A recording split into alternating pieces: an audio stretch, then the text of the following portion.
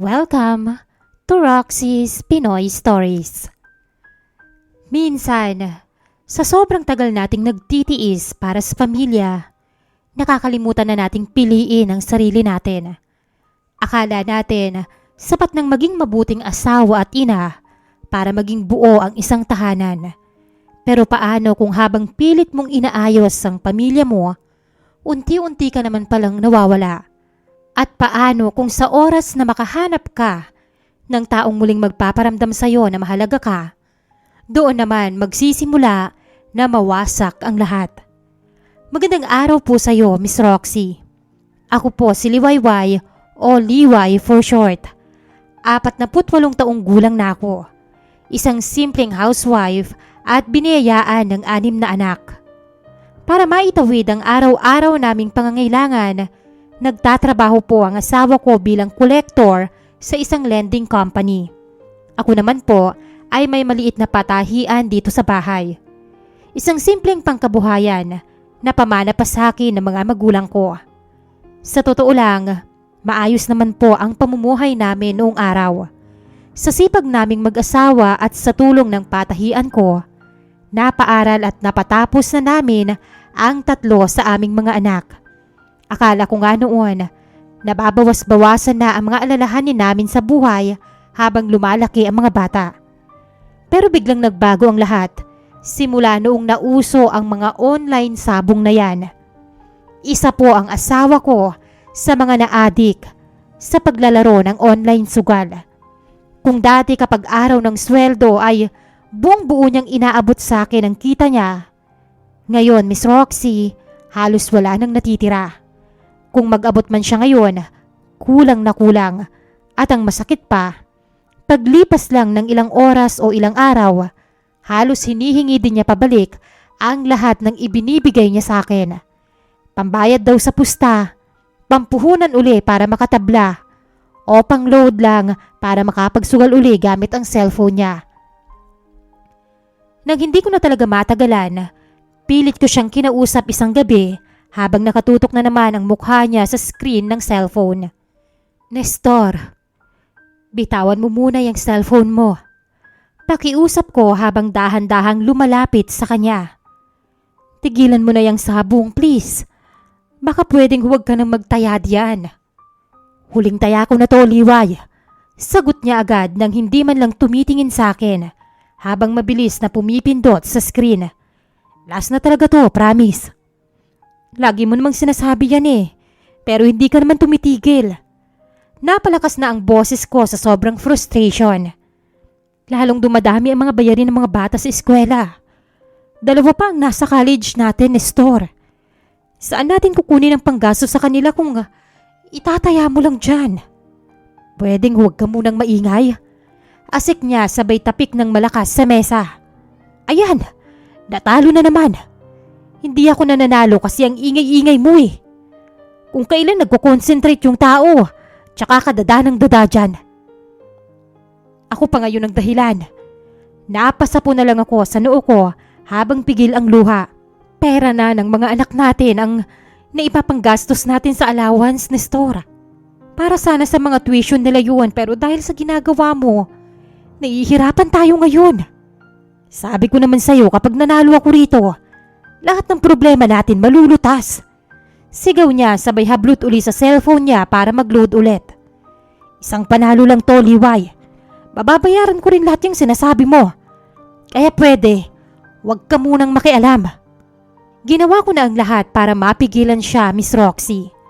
Nakiusap ako, umiyak sa harap niya at halos maglumuhod, pero wala talagang tumatagos sa kanya. Dumating pa nga sa punto na itinago ko yung cellphone niya nung natutulog siya. Akala ko kasi kapag wala yung telepono, makakapag-isip-isip siya at matatauhan. Pero nagkamali ako. Nagwala si Nestor sa bahay nung pagkagising niya, nagmura at nag-impake pa ng mga damit niya. Banta niya sa akin, iiwan niya daw kami kapag hindi ko ibinalik yung cellphone niya. Sa takot kong mabuwag ang pamilya at maiwan kaming mag-iina, wala akong nagawa kundi ibalik yun sa kanya habang lumuluha. Dahil doon, lalong naging mahirap at napakalungkot ng buhay ko. Araw-araw na lang, problema sa pera ang sasalubong sa akin. Kung paano itatawid ang pangkain namin, yung baon ng mga bata, at yung mga bayarin sa college habang paubos na rin ang pondo ng patahian ko. Unti-unti na akong nawawalan ng gana sa asawa ko. Kapag tinitingnan ko si Nestor tuwing gabi habang nakatutok sa cellphone niya, hindi ko na nakikita yung responsabling lalaking pinakasalan ko noon. Ewan ko ba, parang unti-unti nang namamatay yung pagmamahal at respeto ko sa kanya at sobrang nakakapagod na talaga, Miss Roxy. Isang araw, nag-imbita si Nestor ng mga kumpare niya sa bahay para mag-inom. Habang nakaupo sila sa balkonahe namin at nagkukwentuhan tungkol sa mga buhay nila, tahimik naman akong nakikinig mula sa kusina habang nagluluto ng pulutan nila. Tol, ewan ko ba sa'yo kung bakit ayaw mo pa ring subukan? Pambubuyo ni Elias habang nakaturo ang bote ng beer kay Nestor. Kami ni Roldan, nakakadalawang harvest na kami ng kalabasa ngayong taon. Ang ganda ng benta ngayon sa palengke. Malaki-laki rin ang nakatabi naming kita. Hindi ba, Roldan? Aba, oo naman. Pagsang-ayo naman ni Roldan sabay inom ng alak. Kaya nga sinasabi namin sa'yo, Nestor, sumabay ka na sa amin habang maganda pa ang presyuhan. Konting puhunan lang naman sa binhi at pataba. Tapos aalalayan ka pa namin sa pag-aalaga. Huminga ng malalim si Nestor bago sumagot sa dalawa.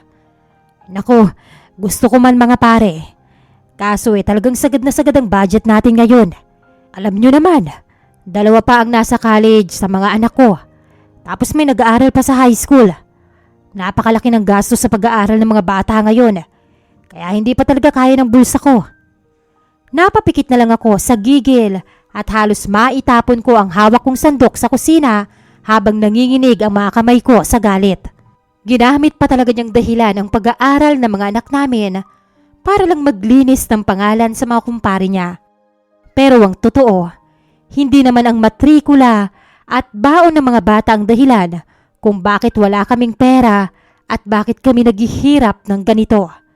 Kundi ang pesting online sabong niya na araw-araw niyang pinapalamon ng pera. Patapos na ako sa pagluluto noon nang biglang pumasok si Elias sa kusina. Nagulat ako dahil hindi ko man lang narinig ang mga yapak niya. Natawa siya habang nakatingin sa akin.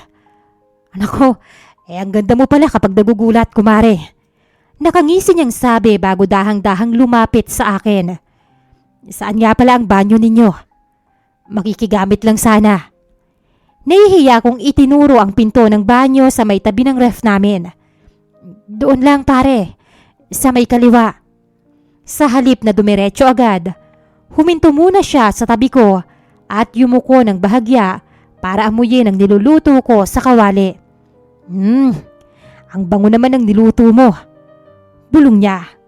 Pag-angat ng mukha niya ay diretsyong-diretso ang tingin niya sa mga mata ko. Mukhang masarap. Kinilabutan ako sa paraan ng pagtitig niya sa akin.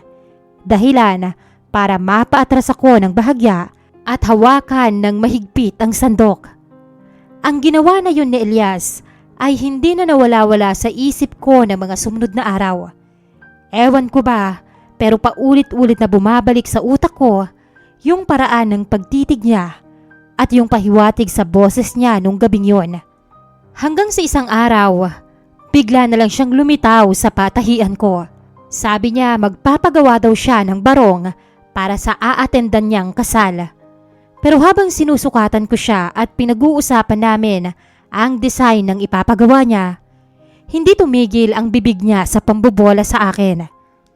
Iba talaga kapag marunong ang humahawak at nagsusukat, kumare, no? Sabi niya habang dahan-dahan kong inilalapat ang tape measure sa balikat niya. Basta ikaw ang humahawak sa akin. Pakiramdam ko may kuryente akong nararamdaman. Nanlaki ang mga mata ko.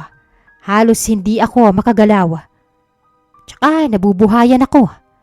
Dugtong pa niya. Mabilis kong inalis ang mga kamay ko at napatingin sa kanya. Pero nginitian niya lang ako ng nakakaloko. Oh, bakit naman kumare? Masama bang magpasalamat? Nakangisi niyang patutsada habang nakatingin sa mga labi ko. Alam mo, nakikita ko kasing parang napapabayaan ka na dyan sa tabi-tabi. Kung ako lang ang may hawak sa'yo araw-araw, siguradong hindi ka lang magiging busy. Aalagaan pa kita ng gusto para laging masarap lagi ang gising mo. Kinakabahan ako habang hawak ko yung tape measure. Pero kasabay ng takot, parang may parte sa akin na nagising, Miss Roxy. Isang damdamin na matagal nang nabaon dahil sa kawalan ng pakialam at pagpapabaya ng sarili kong asawa.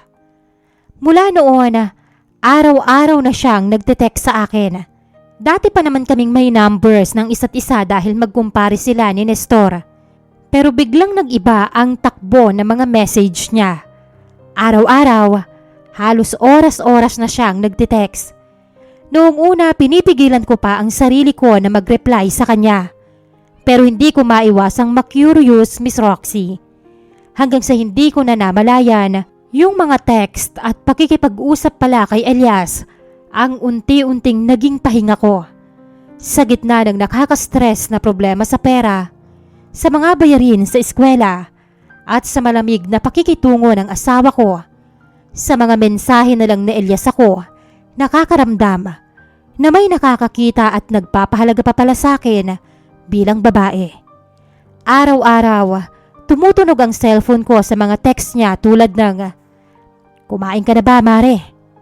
Huwag mong pababayaan ang sarili mo dyan." Minsan naman, bigla na lang siyang magte-text ng, "Ang ganda mo kanina nung nadaanan kita sa patahian. Bagay mo yung nakatali mong buhok." O kaya, "Punta ako dyan mamaya. Dadalan kita ng merienda." Mga simpleng text lang. Pero yun yung mga bagay na napakatagal ko nang hindi naririnig kay Nestor. At ang lalo ko pang ikinakikilig, isang bagay na kinahihiya ko mang aminin sa sarili ko. Kapag nagagalit si Elias tuwing nalalaman niyang nalilipasan ako ng gutom o masyadong nagpapaka-stress sa mga bayarin.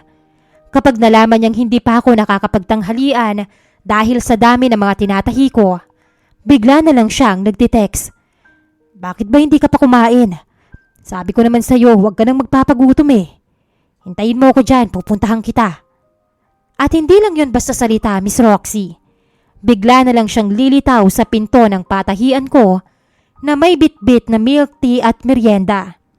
Minsan, may init-init pang siomay. Minsan naman yung paborito kong tinapay galing sa bayan. Mauupo siya sa tabi ko at sisiguraduhin kakain ako sa harap niya. Habang nakatitig sa akin na para bang ako lang ang nag-iisang tao sa mundo niya ng oras na yon. Hanggang sa isang araw, bigla na lang siyang nag-aya na lumabas kaming dalawa.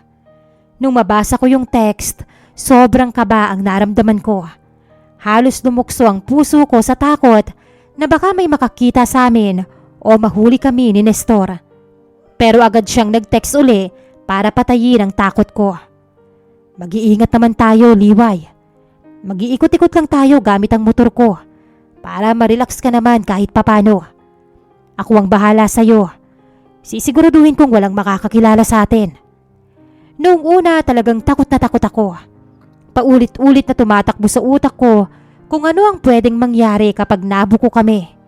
Pero habang nakatitig ako sa screen, biglang may kakaibang pakiramdam na nangingibabaw sa dibdib ko.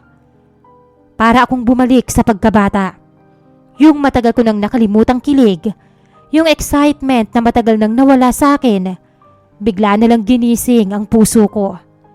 Sa sobrang pananabik na makawala kahit sandali sa nakakasakal kong buhay, nangibabaw ang lahat ng yon kesa sa takot, Miss Roxy.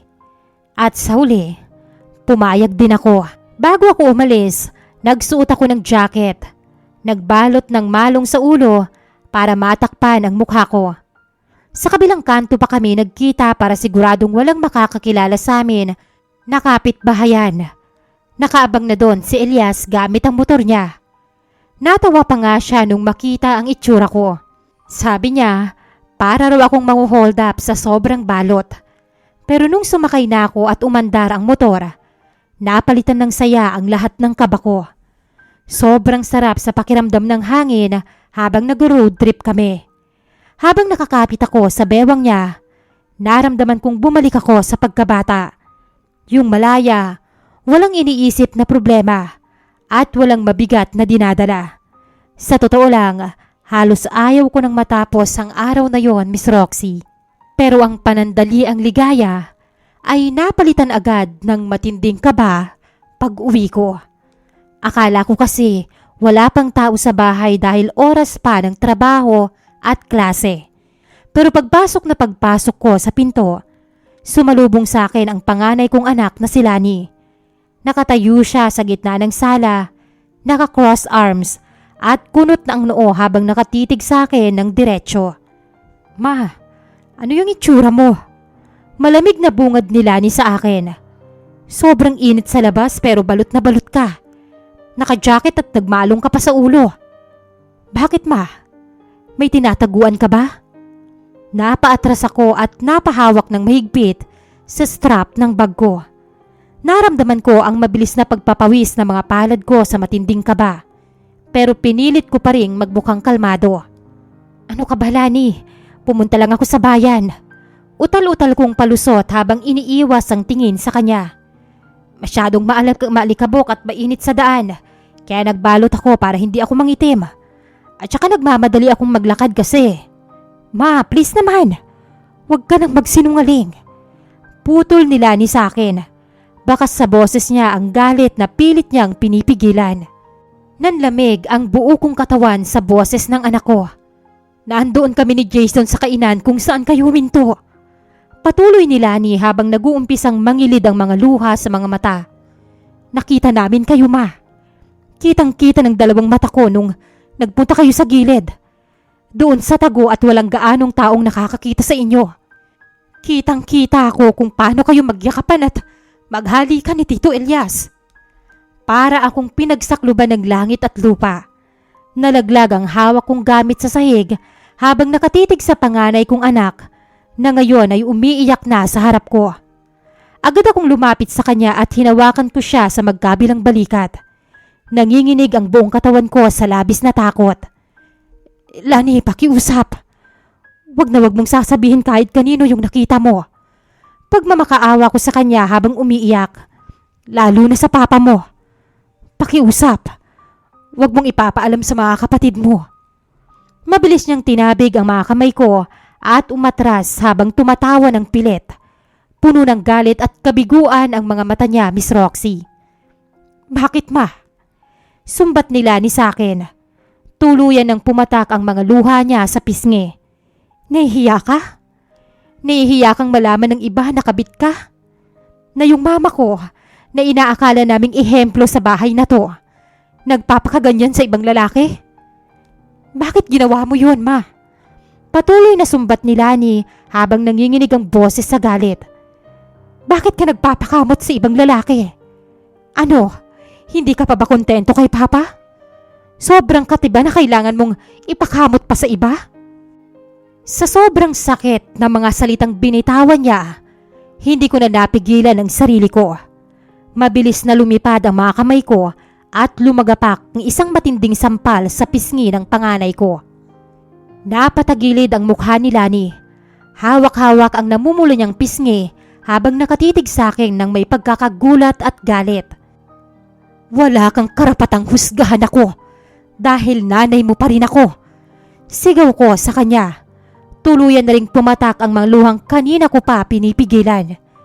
Wala akong ginawa sa bahay na to kung hindi magsakripisyo para sa pamilya. Paulit-ulit kong iniintindi ang papa mo. Pero anong ginawa niya?